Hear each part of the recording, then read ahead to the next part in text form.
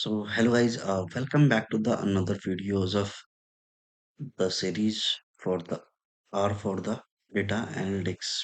So in this video we will be talking about the view, head and tail functions. So how this works, let me tell you. In the previous video I tell you how to read the file in the CSV in the R. Okay. So in this video, so this is the DF. DF is the data frame, the variable, the which have in the global environment. Now, if I want to see my data in the R, I'll use view command and I'll use df in the brackets. If I do the control enter, my whole table will be reflecting here. But the problem is if you are using view command with the very heavy data, then it will take so much time. Okay, so we have a alternate option here. We have a head command and you can use df. So if you use head command with df, it will show you few rows. Okay, you can set up the number of rows by comma and equal to like 1. So here it's showing only one row. You can set up like any number by 3.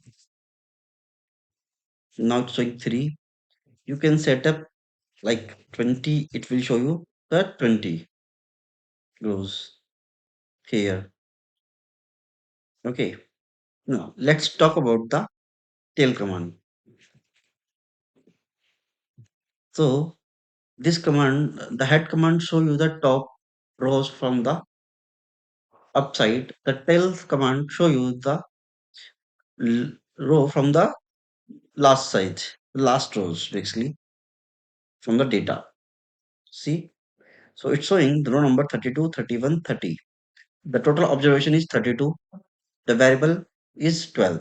So let me tell you the what is the meaning of the observation and variable here. The observation means number of rows and the variable means number of columns. Okay. So here again you can show n equal to 2. So this will show you last two rows of the column of the data. Okay. So these are the view, head and tail commands. Follow me for the next video. I'll be telling how to filter the data in R. Thanks for watching guys. Bye bye.